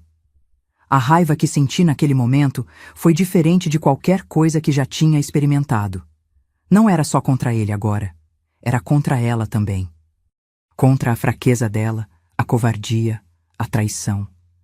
O ápice de tudo aconteceu numa noite de tempestade, daquelas fortes que fazem o rio subir e as palafitas tremerem. Eu tinha aumentado a dose do veneno nos últimos dias, impaciente, querendo acabar logo com aquilo. Talvez tenha exagerado. Estávamos jantando, um pedaço de peixe magro, farinha, um pouco de feijão, quando ele começou a tremer. No começo, achei que era só fraqueza normal, que já tinha virado comum. Mas logo percebi que era diferente. Os tremores aumentaram, viraram uma convulsão completa. Ele caiu da cadeira, se debatendo no chão de madeira gasta, os olhos revirando, espuma saindo pela boca. Minha mãe gritou, se ajoelhou ao lado dele, tentou segurá-lo. "Ô Tassília, corre! Vai chamar ajuda!" Ela ordenou, em pânico. Mas eu não me movi. Fiquei ali, observando, como quem assiste a um espetáculo da natureza. Um raio caindo, uma enchente levando tudo, implacável e inevitável. Naqueles minutos cruciais, enquanto ele se contorcia como um peixe fora d'água, toda a minha vida passou diante dos meus olhos. Cada abuso, cada humilhação, cada dor, cada noite chorando silenciosamente na minha esteira, cada ferida física e emocional que nunca cicatrizou direito. Senti uma calma estranha, quase sobrenatural. Não era alegria, não era triunfo, era paz. A paz de saber que aquilo estava finalmente acabando. Quando finalmente me movi, já tinha passado tempo demais para uma ajuda eficaz. Corri até o vizinho mais próximo, bati na porta, gritei por socorro. Voltamos correndo, eu fingindo o desespero que não sentia. Um dos vizinhos, que tinha barco, se ofereceu para levá-lo até o hospital em Manaus. Mas era longe, a tempestade estava forte, o rio perigoso. Quando chegaram lá, já era tarde demais. João Carlos Teixeira agonizou por 3 dias no hospital precário da cidade. Os médicos não entendiam o que estava acontecendo. Fizeram o que podiam, com os poucos recursos que tinham, mas era uma batalha perdida. Os órgãos já estavam muito comprometidos, o corpo envenenado além do ponto de retorno. Na 3ª noite, ele morreu. Sem consciência, sem chance de confessar seus pecados, sem oportunidade de pedir perdão, se é que algum dia teria pedido. O enterro foi simples, poucos presentes. Não era um homem benquisto na comunidade, não tinha amigos verdadeiros. Alguns vizinhos, um ou outro companheiro de pesca, o dono do bar onde comprava cachaça. Eu não chorei, nem uma lágrima. Fiquei ao lado da minha mãe, que soluçava como se tivesse perdido um santo, não um monstro. Olhava para o caixão rústico e pensava: acabou. Finalmente acabou. E por dentro, algo se curava. Algo que estava quebrado há tanto tempo que eu nem lembrava como era estar inteira. Depois do funeral, quando voltamos para nossa palafita silenciosa, veio o confronto que eu sabia que viria. Minha mãe se sentou na cadeira onde ele costumava se sentar, me olhou com aqueles olhos amarelados pela doença, agora vermelhos de tanto chorar, e disse: "Você fez alguma coisa, não fez?" Não era uma pergunta de verdade.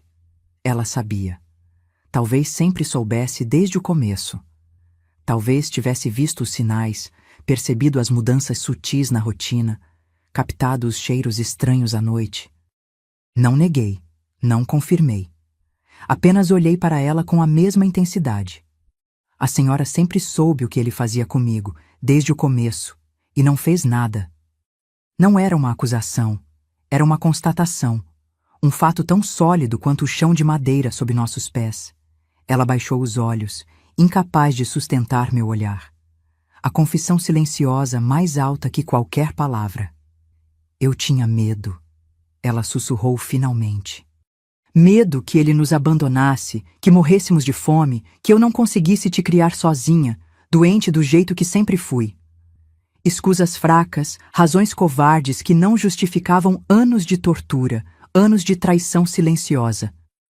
Mas eu já não sentia a raiva flamejante de antes. Era algo mais frio, mais definitivo. Não vou te denunciar, ela continuou, a voz trêmula. Ninguém precisa saber. Podemos seguir em frente, só nós duas agora. Recomeçar. Olhei para ela por um longo momento. Essa mulher quebrada, essa mãe que não foi mãe, essa cúmplice passiva do meu tormento. Senti pena, mas não perdão.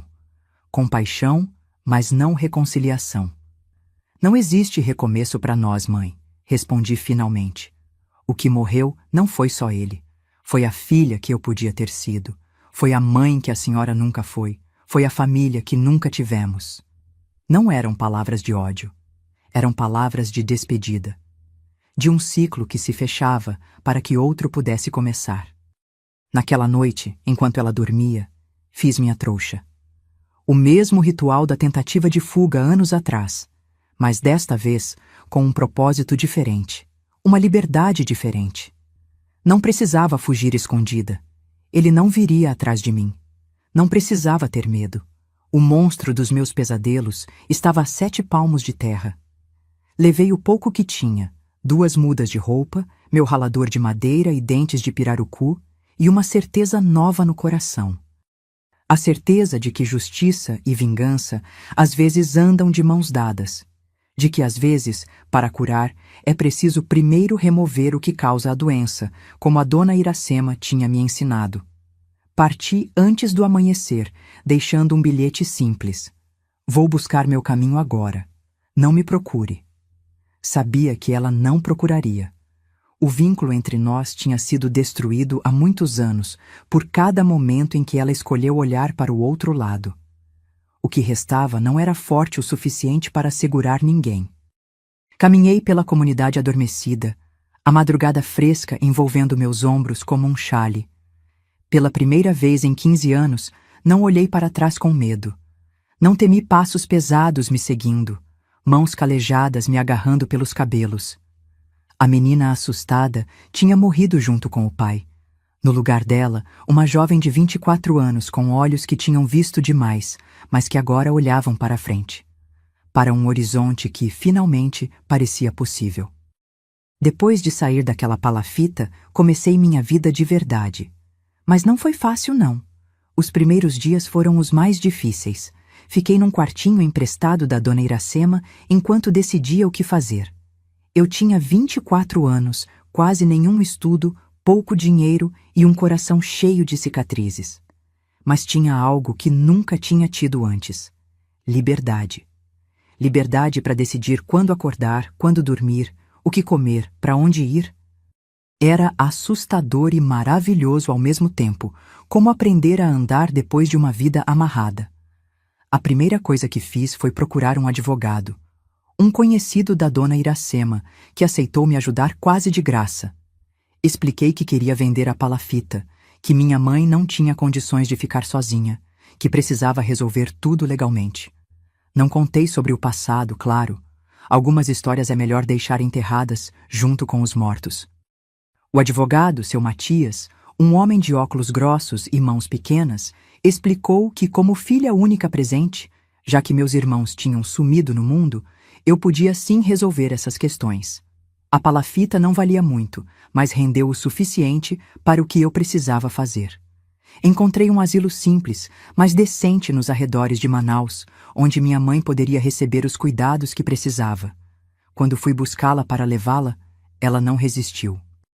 Acho que sabia que não tinha mais como ficarmos juntas, que algo tinha quebrado entre nós, além de qualquer conserto. Tu vai me visitar? Ela perguntou com aquela voz pequena, enquanto arrumava suas poucas coisas. Quando puder, respondi, sabendo que seriam visitas raras. Algumas feridas são profundas demais, entendes? O asilo era limpo, tinha enfermeiras atenciosas e outros idosos para fazer companhia. Não era luxuoso, mas era seguro. Paguei 6 meses adiantados e prometi mandar dinheiro regularmente. Era o melhor que podia fazer por ela. Não por amor ou dever, mas por compaixão básica. Ela era uma mulher doente, quebrada pela vida e pelas próprias escolhas. Não merecia morrer abandonada, mesmo tendo me abandonado de outras formas por tantos anos. Com esse capítulo fechado, aluguei um quartinho simples no centro de Manaus. Era pequeno, mal cabia uma cama e uma mesinha, mas era meu. A primeira coisa que fiz foi lavar tudo, do chão ao teto. Esfreguei cada tábua, cada canto, como se estivesse lavando não só a sujeira física, mas todas as memórias ruins que carregava.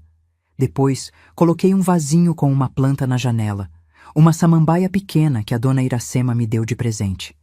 Para trazer vida nova, ela disse. E trouxe mesmo. Precisava trabalhar, claro.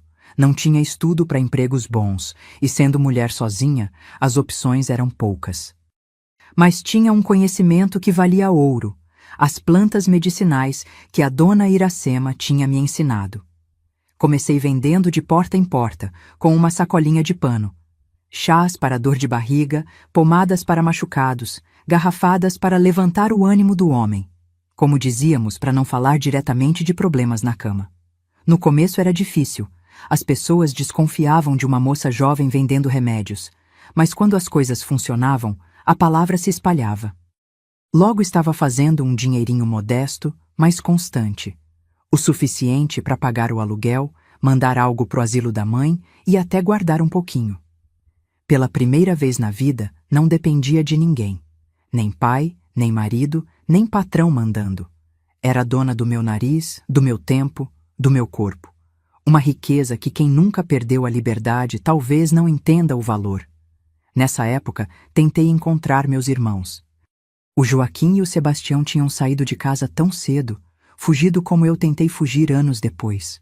Perguntei por eles em Belém, mandei cartas para o Suriname, onde o Sebastião tinha dito que ia trabalhar. Nada. Era como se tivessem sido engolidos pelo mundo. Talvez tivessem mudado de nome, talvez nem estivessem mais vivos. Ou talvez, como eu, quisessem deixar o passado para trás, esquecer aquela casa, aquela família que nunca foi família de verdade. Sem laços de sangue para me ancorar, criei novos laços. Me aproximei mais da comunidade indígena da dona Iracema, que ficava nos arredores de Manaus. No começo, ia só para comprar ervas e aprender mais sobre medicamentos naturais. Depois comecei a participar de rituais, celebrações, momentos de partilha. Não era da etnia deles. Meu sangue tinha de tudo um pouco, como a maioria dos brasileiros. Mas me acolheram mesmo assim, talvez vendo em mim uma alma quebrada procurando cura. Foi ali que aprofundei meu conhecimento sobre medicina tradicional amazônica. Não só as propriedades das plantas, que já conhecia bem, mas os rituais, as rezas, a conexão entre corpo, mente e espírito. Aprendi que curar não é só dar um remédio, é ouvir, é tocar, é estar presente. Aprendi que algumas doenças vêm de feridas na alma, não no corpo. E essas eram as que eu mais entendia, por ter tantas eu mesma. Na comunidade, conheci outras mulheres que, como eu, carregavam cicatrizes invisíveis.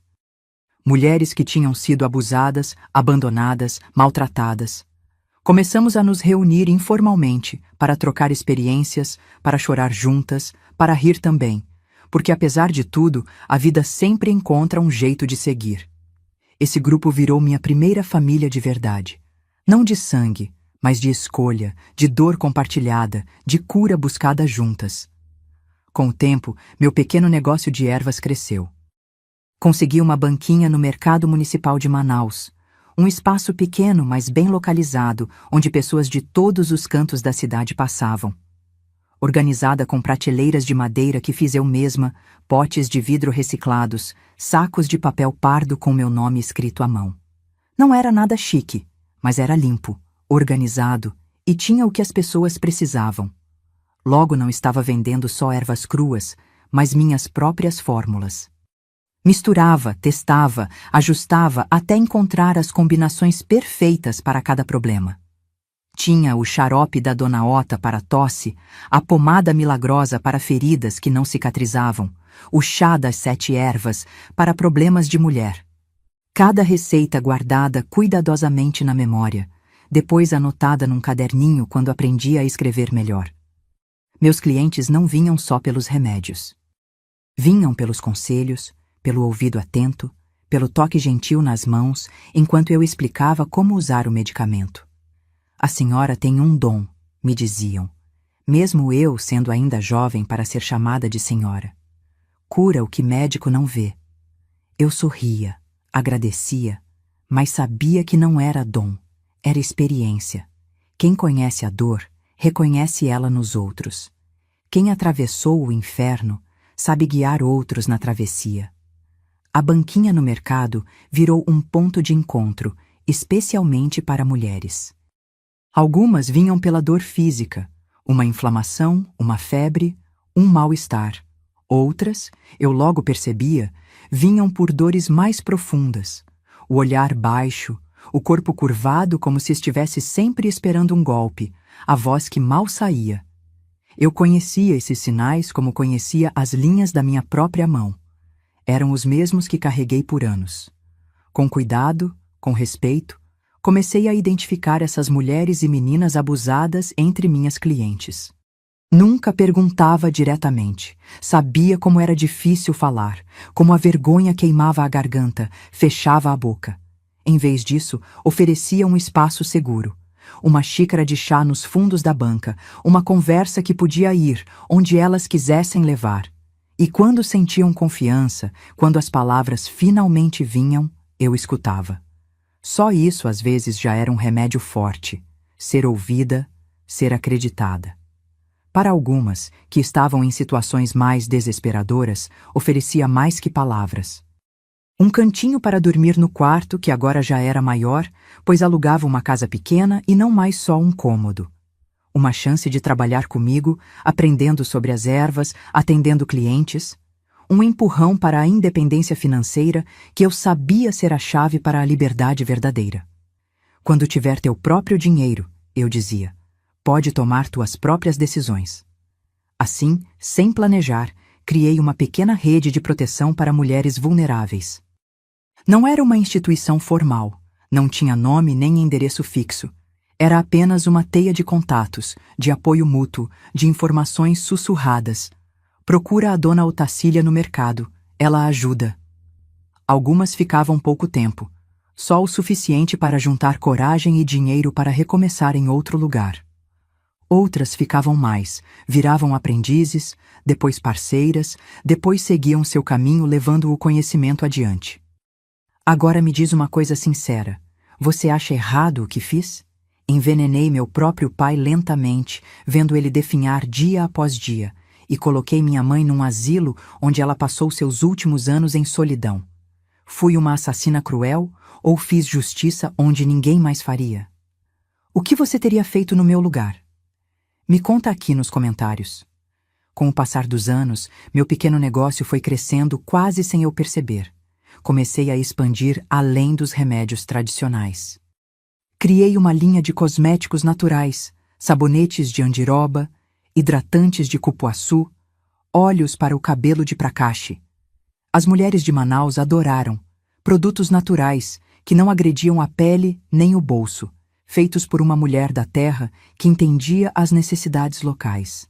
O dinheiro, que antes era só suficiente, começou a sobrar. Guardava tudo com cuidado, economizando para um sonho que crescia em mim: ter minha própria casa. Não um cômodo alugado, não uma palafita precária, mas um lar de verdade, seguro, só meu. Depois de quase 10 anos de trabalho duro, consegui.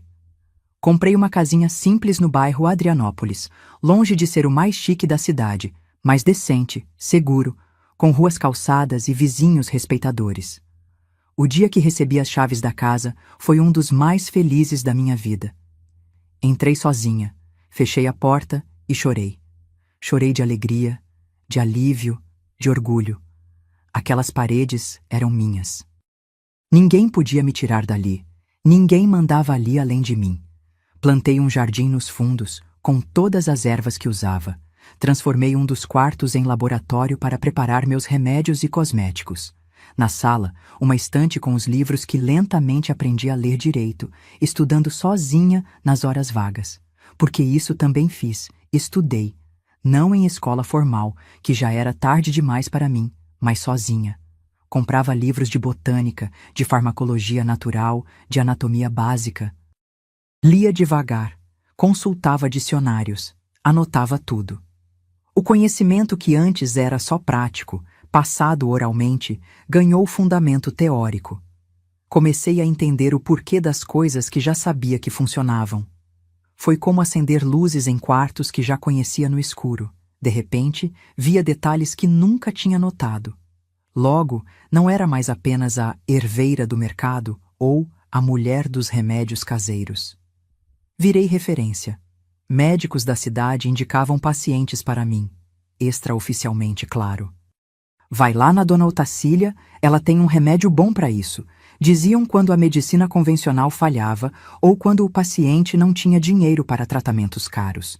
Parteiras me procuravam para aprender sobre ervas que facilitavam o parto. Até pesquisadores da universidade vinham conversar, curiosos sobre o conhecimento tradicional que eu ajudava a preservar.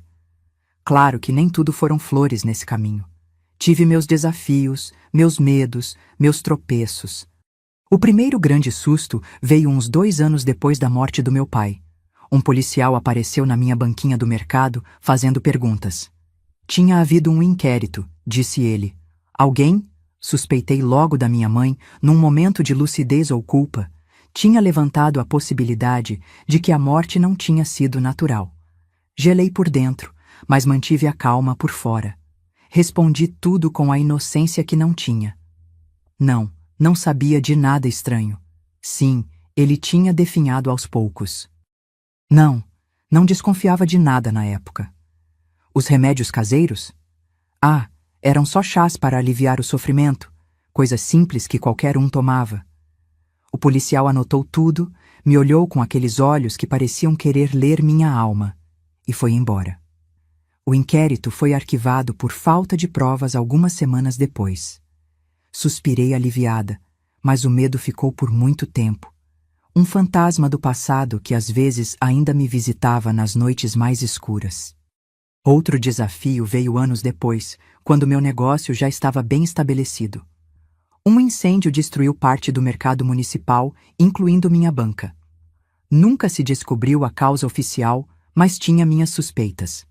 Havia um farmacêutico na cidade que vivia reclamando da concorrência dos remédios naturais, que chamava pessoas como eu de charlatãs perigosos.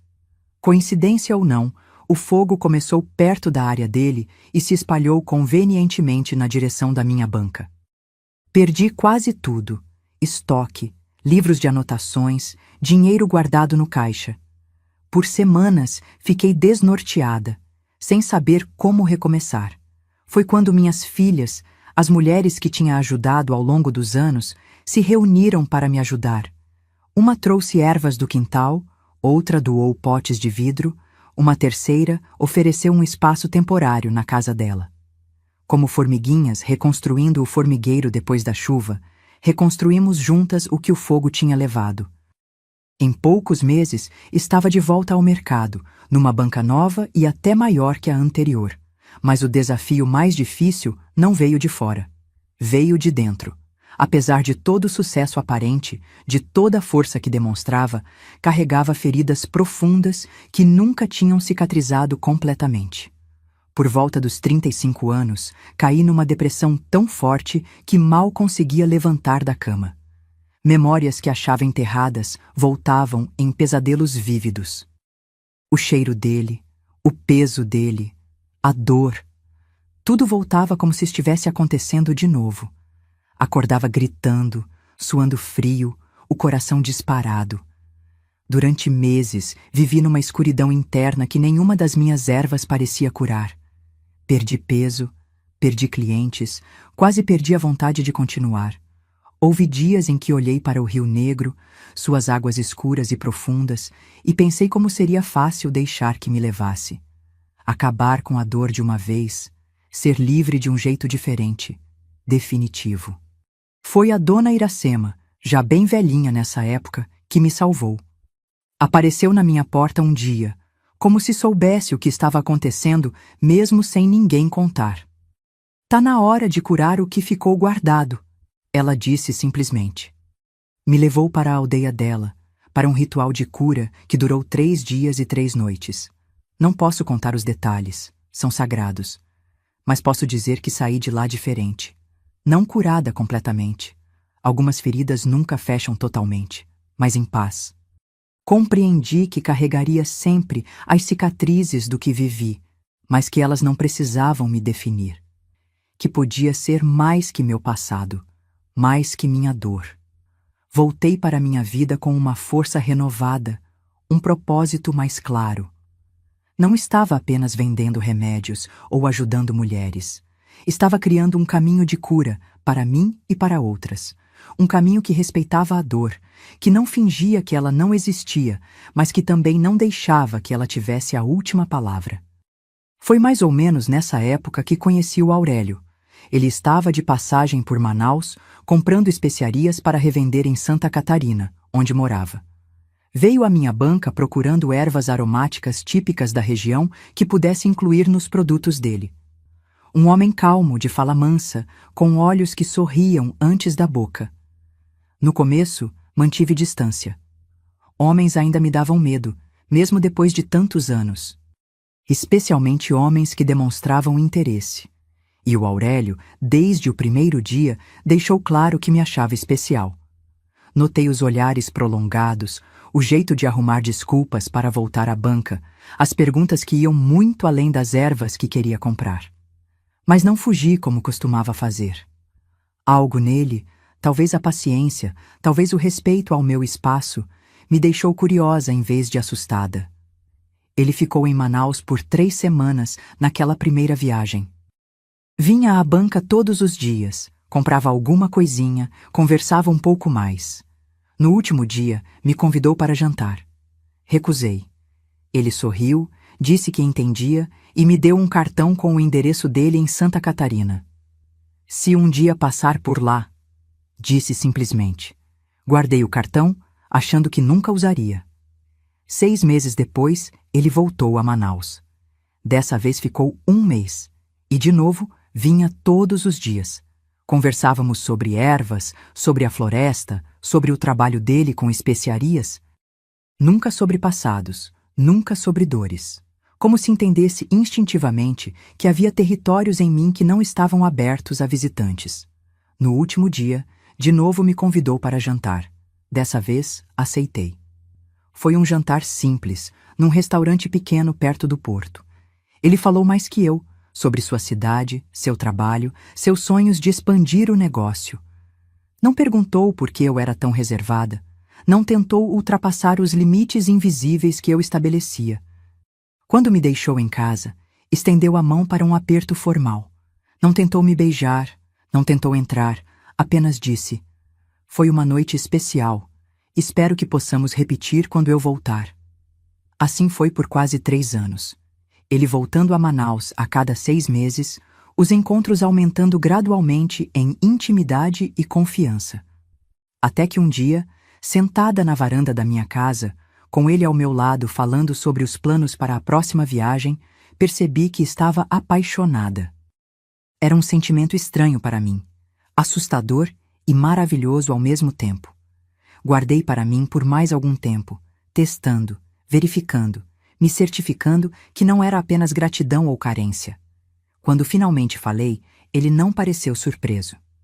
Eu soube desde o primeiro dia, confessou, mas também soube que você precisava de tempo, que tinha cicatrizes que eu não conhecia, dores que eu respeitava mesmo sem entender completamente.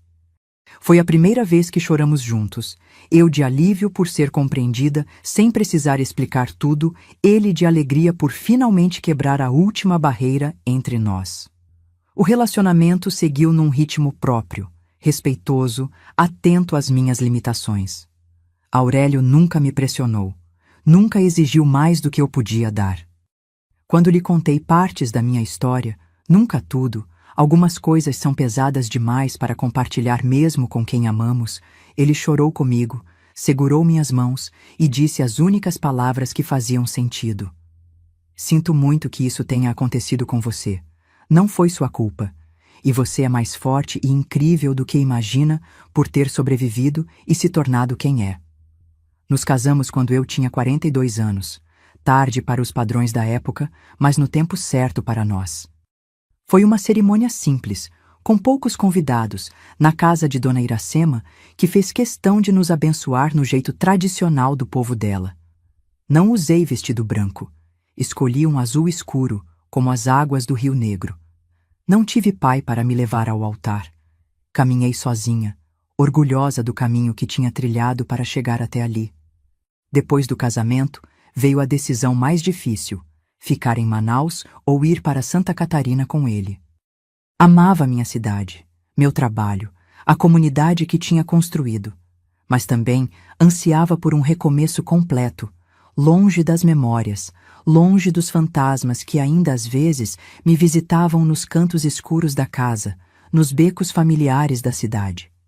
Depois de muita reflexão, decidimos ir para o sul. Vendi a casa, passei a banca do mercado para uma das minhas filhas, mais dedicadas, e me preparei para uma nova vida. A despedida foi dolorosa e doce ao mesmo tempo. Chorei ao abraçar Dona Iracema, já tão frágil que parecia que o vento poderia levá-la.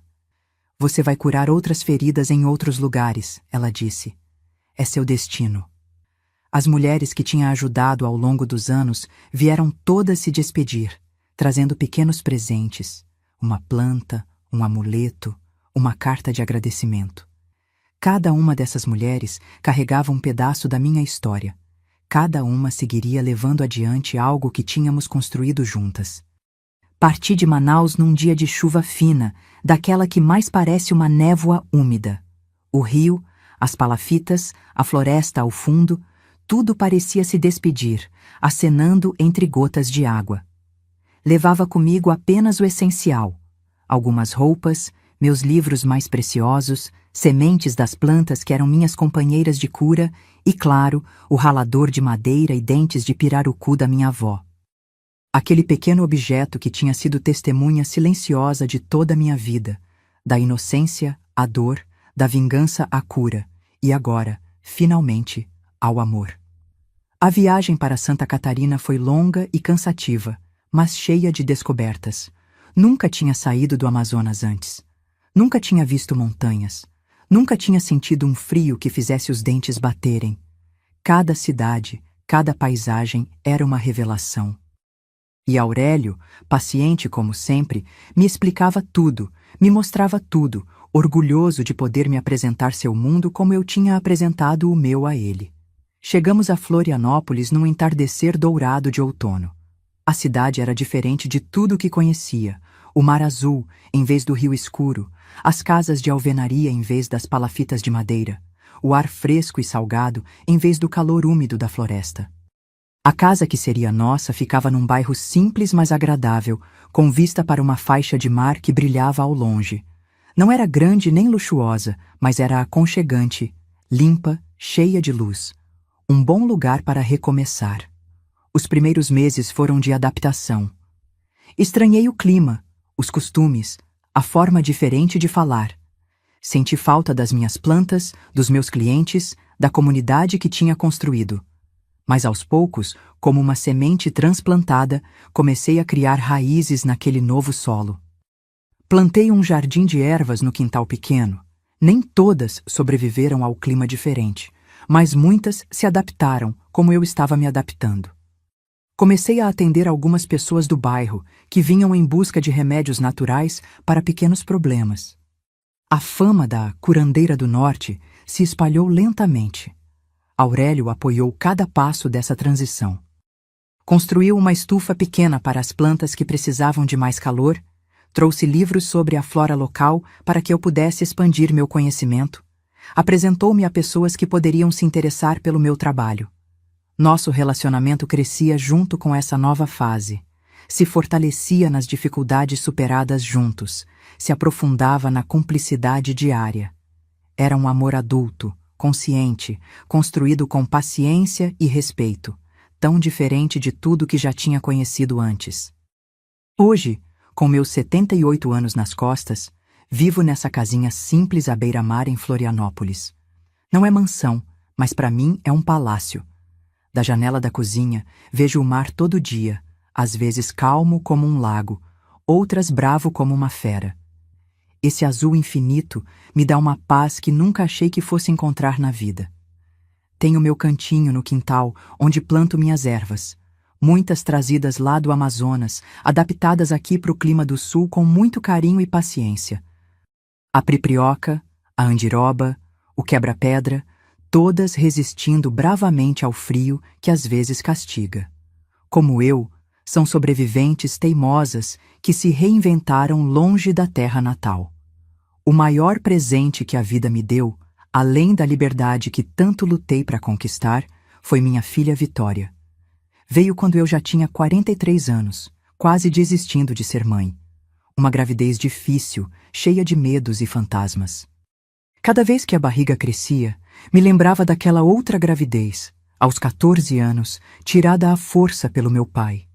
Cada enjoo, cada movimento do bebê trazia memórias que eu queria esquecer. Mas o Aurélio, sempre paciente, me ajudou a separar as coisas. Aquilo era passado. Isso era presente. Aquilo era violência. Isso era amor. E quando ela nasceu, chorei 3 dias sem parar. Não de tristeza, mas de alívio, de gratidão, de espanto por ter nos meus braços uma criança que ninguém ia machucar. Batizei ela de Vitória porque ela era isso, minha vitória sobre o passado, sobre a dor, sobre tudo que tentou me destruir. Criei com um cuidado quase exagerado, sempre atenta a qualquer sinal, qualquer perigo. O Aurélio às vezes dizia que eu sufocava a menina, mas eu não conseguia evitar. Conhecia demais o mundo para baixar a guarda. Mesmo assim, tentei não passar meus medos para ela, só minha força. Contei partes da minha história quando ela tinha idade para entender, não tudo. Algumas coisas são pesadas demais até para dividir com uma filha adulta. Mas o suficiente para ela saber de onde vinha, que sangue corria nas veias dela. Talvez por causa dessas histórias, talvez pelo exemplo, ela decidiu ser médica. Estudou feito louca, entrou na faculdade com as melhores notas. Lembro do dia da formatura. Eu, uma mulher que mal sabia ler direito quando jovem, vendo minha filha receber o diploma de doutora. Chorei escondido, para não borrar a maquiagem que ela mesma tinha feito em mim. Hoje a Vitória é especialista em atender mulheres e crianças vítimas de violência. Tem uma clínica em Florianópolis onde trata não só o corpo, mas a alma dessas pessoas. Muitas das técnicas que usa para curar os traumas, ela aprendeu comigo, com as ervas, com os rituais que a dona Iracema me ensinou lá no Amazonas. Mesmo aposentada oficialmente, ainda recebo mulheres aqui em casa para consultas informais. Vêm procurando remédios para problemas simples, uma dor de cabeça, uma inflamação, uma insônia. Mas muitas vezes o que precisam mesmo é de um ouvido atento, de um conselho sincero, de um espaço seguro para falar o que não podem dizer em outro lugar. Preparo um chá, sento na varanda com elas e deixo o mar e o vento fazerem parte da cura. A natureza sabe o que faz, como dizia a dona Iracema. E sabe mesmo. O Aurélio se foi faz 5 anos, um derrame fulminante enquanto dormia. Não sofreu, graças a Deus. Foram quase 30 anos juntos, os melhores da minha vida. Um homem que me ensinou que nem todos são monstros, que o toque pode ser gentil, que amor não precisa doer. Sinto falta dele todo dia, mas sou grata pelo tempo que tivemos. Muita gente vive 100 anos sem conhecer um amor assim. A vida tá boa agora, mas seria mentira dizer que o passado não me visita ainda. Tem noites que acordo gritando, suando frio, o coração disparado. Nos pesadelos, estou de volta àquela palafita em Manaus, com 9 anos, e ele está vindo em minha direção. Tão real que posso sentir o cheiro de cachaça, o peso das mãos dele. Nesses momentos, levanto, vou até a janela, olho o mar até a respiração acalmar. Repito como um mantra. Ele está morto. Você está viva? Você venceu. Também nunca consegui me livrar completamente dos problemas com intimidade. Mesmo com o Aurélio, que era a paciência em pessoa, tinha momentos que travava, que o corpo simplesmente não respondia, que o medo era maior que o desejo. Ele entendia, nunca me pressionou. Aprendemos outros jeitos de demonstrar amor, outros caminhos para a intimidade que não passavam necessariamente pelo corpo. Foi um alívio descobrir que amar não precisa doer, que prazer não precisa vir depois de dor. O que me salvou, e continua salvando até hoje, é ajudar outras mulheres.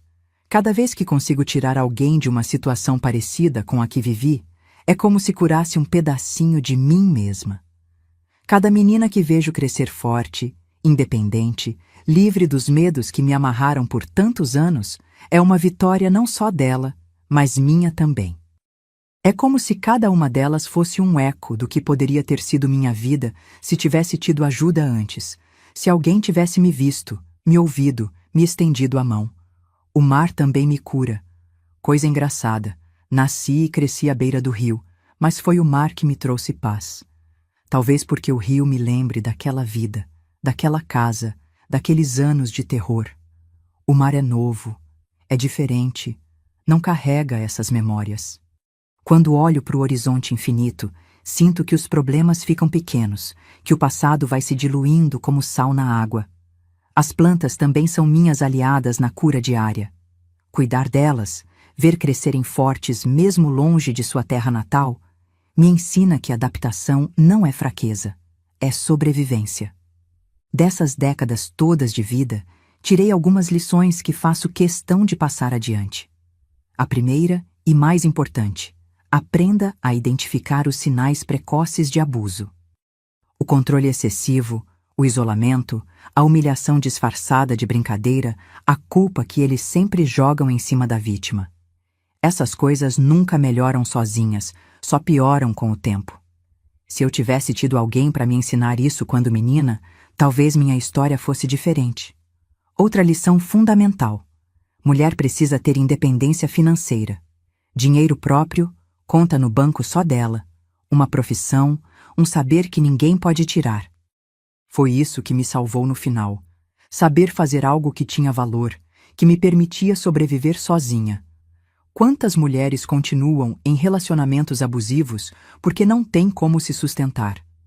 Quantas mães, como a minha, fingem não ver os horrores que acontecem dentro de casa porque dependem do dinheiro que o monstro traz? Por isso, sempre ensinei minhas filhas adotivas a trabalhar, a poupar, a construir sua independência tijolo por tijolo. Também aprendi que pedir ajuda não é fraqueza, é força. Durante anos pensei que tinha que aguentar tudo sozinha, que ninguém se importaria, que ninguém acreditaria. E por muito tempo foi verdade.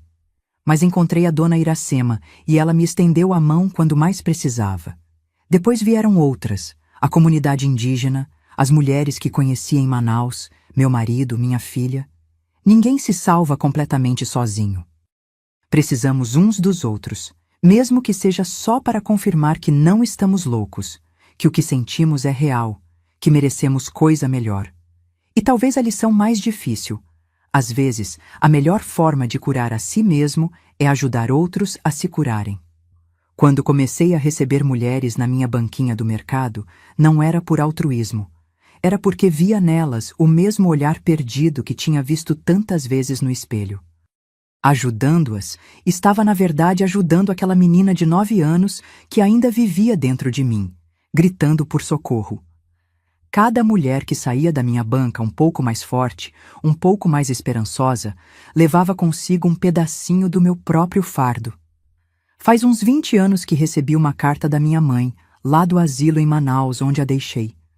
Eu mantinha o contato mínimo, mandava dinheiro mensalmente, recebia relatórios ocasionais sobre a saúde dela. Mas não visitava, não escrevia, não alimentava aquele vínculo que tinha sido quebrado tantas vezes. A carta chegou num envelope amarelado, com uma caligrafia trêmula que mal reconheci. Minha filha, começava, e já aí senti um aperto no peito. Ela nunca tinha me chamado assim antes. Era sempre menina, Otacília. Nunca algo que indicasse conexão, posse, responsabilidade. A carta era longa. 6 páginas de arrependimento, de explicações, de pedidos de perdão. Contava como a doença tinha nublado sua mente por anos, como o medo a tinha paralisado, como se arrependia todos os dias de não ter me protegido. Dizia que entendia se eu nunca pudesse perdoá-la, mas queria que eu soubesse que me amava, que se orgulhava da mulher que me tornei apesar de tudo, que pedia a Deus todos os dias para aliviar a dor que ela sabia que eu carregava. Li a carta uma vez, depois guardei numa gaveta e nunca mais olhei. Não respondi. Não por raiva ou ressentimento. Esses sentimentos já tinham perdido a força cortante dos primeiros anos. Mas porque algumas traições são grandes demais, algumas feridas profundas demais para serem fechadas com palavras num papel. Porque perdoar não significa voltar atrás, fingir que nada aconteceu, retomar relações que nunca existiram de verdade. Com o tempo, aprendi que perdão e esquecimento são coisas bem diferentes. Perdoei minha mãe, no sentido de que não desejo mal a ela, não alimento ódio, não deixo que a amargura contra ela me consuma. Mas não esqueci. Não posso esquecer aquelas noites em que ela fingia dormir, enquanto eu era violentada na mesma cama. Não posso ignorar os anos de cumplicidade silenciosa, as oportunidades de me salvar que ela deixou passar. E por isso, meu perdão é silencioso, é interno, é para mim mesma mais que para ela. Não é uma ponte para a reconexão, é uma forma de me libertar do peso de carregar aquela história. Ela faleceu alguns anos depois daquela carta, sem nunca ter recebido resposta minha. Não fui ao enterro. Paguei por tudo, garantindo que tivesse um funeral digno, mas não consegui estar lá. Algumas pessoas não entenderam, acharam frio, cruel. Mas a vida é mais complicada que essas simplificações. Às vezes, a forma mais honesta de respeitar alguém é manter a distância que o dano causado criou. Quando olho para trás, para esse longo caminho que trilhei, sinto um orgulho calmo, contido, mas real. Não pelo que sofri, ninguém deveria se orgulhar de sofrimento, mas pelo que construí a partir dele. Pelos números que contam uma história diferente daquela menina aterrorizada da palafita. Mais de 200 mulheres que ajudei diretamente a sair de situações abusivas, desde meus tempos em Manaus até hoje em Florianópolis. Minhas receitas medicinais usadas em toda a região sul, algumas até incorporadas por médicos em tratamentos complementares. As técnicas de cura emocional que ensinei à minha filha e que hoje ajudam pacientes na clínica dela. E tem meus cadernos, dezenas deles, preenchidos com letra torta, mas determinada, guardando o conhecimento acumulado em décadas. Receitas, fórmulas, propriedades de plantas, rituais de cura, histórias de mulheres que atendi, reflexões sobre a vida e a dor e a cura. Minha filha me convenceu a organizar tudo isso num livro, para que o conhecimento não se perca quando eu for. Estamos trabalhando nisso juntas nas noites de inverno, ela digitando no computador enquanto eu dito, explico, lembro. Será meu legado visível, algo que ficará além de mim. Mas meu maior orgulho, minha maior alegria, é minha neta Ana. Filha da Vitória, tem 12 anos agora, a mesma idade que eu tinha quando o inferno já tinha começado na minha vida. Olho para ela, forte, confiante, cercada de amor e proteção, e vejo 3 gerações de cura. A avó que sobreviveu, a mãe que transformou a dor em vocação de ajudar, e essa menina que cresce sem medo, sem sombras, que não sabe o que é dormir de olhos abertos, esperando passos no corredor. Meu maior sonho é vê-la crescer assim, livre. Ver o que ela fará com essa liberdade que para mim foi tão cara, tão difícil de conquistar. Tenho esperança. Não aquela esperança ingênua da juventude, mas uma esperança madura, realista, de que estamos construindo um Brasil onde meninas não precisem se defender sozinhas. Onde existam redes de apoio, onde a palavra de uma criança valha mais que a reputação de um adulto, onde a justiça não seja tão falha para os fracos e tão benevolente com os poderosos. Não é um mundo perfeito, não é um mundo sem dor. Isso seria fantasia. Mas um mundo onde a dor não seja ignorada, onde o sofrimento não seja normalizado, onde vítimas não precisem recorrer a medidas desesperadas para sobreviver. Quando minha hora chegar, e a essa altura da vida, não deve demorar muito, quero partir olhando para o mar. Aquele mesmo mar que me acolheu quando vim do norte, que me deu uma nova chance, que me ensinou sobre infinito e possibilidades. Quero ir embora em paz, livre como nunca pude ser quando jovem. Sabendo que, apesar de tudo, vivi uma vida plena. Não perfeita, ninguém tem isso. Mas minha. Uma vida que depois de décadas nas mãos de outros, consegui reclamar como propriedade exclusivamente minha. Eu sou Otacília Teixeira, mulher que transformou cicatrizes em força e venenos em cura. Se você quer conhecer mais histórias como a minha, de mulheres que a vida tentou quebrar mas não conseguiu, se inscreva no canal Sabedoria da Vovó. Tem muita velhinha por esse Brasil com histórias que fariam suas pernas tremerem, mas que precisam ser contadas para que nossas netas não precisem vivê-las. O mesmo conhecimento que me ajudou a fazer justiça me ensinou a curar. A mesma mão que preparou veneno hoje prepara remédio. Não me orgulho de tudo que fiz, mas olho nos olhos de qualquer um sem baixar a cabeça, porque sobrevivi quando tudo